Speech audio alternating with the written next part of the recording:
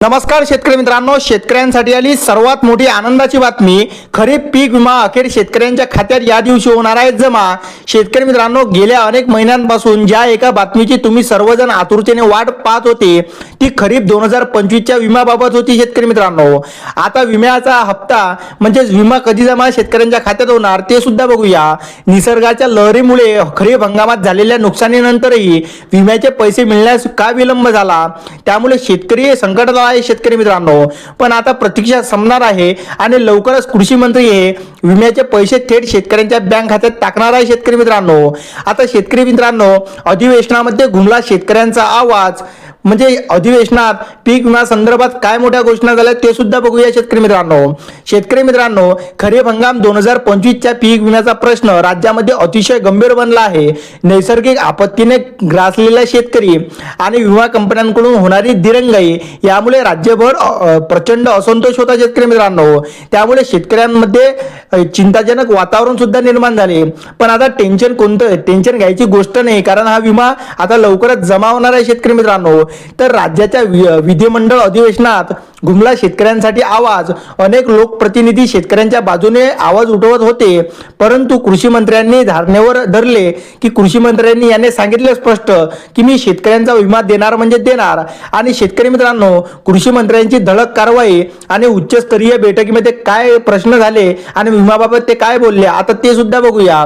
शेतकरी मित्रांनो, शेतकऱ्यांची होणारी परवड आणि पीक विम्याबाबतचा मोठा असंतोष लक्षात घेता राज्याचे कृषी मंत्री दत्तात्रय भरणे यांच्या अध्यक्षतेखाली नुकतीच एक अत्यंत महत्त्वाची आणि वरिष्ठ पातळीवरची बैठक पार पडली।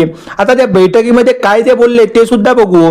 या बैठकीत खरीप 2025 चा विमा का रखडला यावर प्रश्न उठले। शेतकरी मित्रांनो, आणि शेतकरी मित्रांनो, या दोन प्रमुख कंपन्यांमार्फत म्हणजे त्यामध्ये कोणत्या कंपन्या आहे तर ICICI लोबर्ट कंपनी, त्यानंतर एक आणखी कंपनी आहे की त्यांनी जो विम्याचे पैसे शेतकऱ्यांना पाठवले नाही।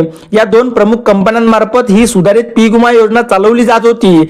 या दोन्ही कंपन्यांचे प्रतिनिधींना बोलवून कृषी मंत्र्यांनी त्यांना कामाच्या दिरंगाईचे चांगलेच धडा शिकवला। शेतकरी मित्रांनो, त्यानंतर आता शेतकऱ्यांच्या खात्यात हा विमा कधी जमा होतो त्यामध्ये काही तांत्रिक अडचणी होत्या। शेतकरी मित्रांनो, त्या तांत्रिक अडचणी काय होत्या तर याआधी विमा रकमेच्या वाटपासाठी केंद्राच्या पोर्टलवर बिघाड होता।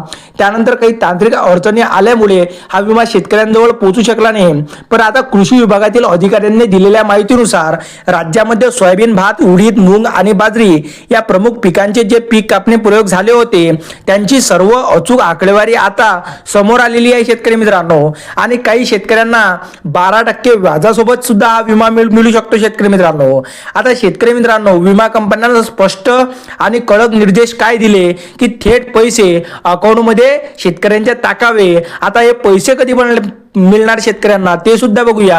आता शेतकरी मित्रांनो, पोर्टलवर सर्व माहिती उपलब्ध झाल्याची खात्री झाल्यावर कृषी मंत्र्यांनी विमा कंपन्यांना स्पष्ट शब्दात निर्देश दिलेले आहे। शेतकरी मित्रांनो, की उपलब्ध आकडेवारीच्या आधारावर नुकसानीच्या त्वरित कॅल्क्युलेशन करून म्हणजे शेतकऱ्यांच्या खात्यावरती 2 ते 3 दिवसात पैसे टाकावे, अन्यथा तुम्हाला 12% व्याजासह पैसे द्यावे लागतील।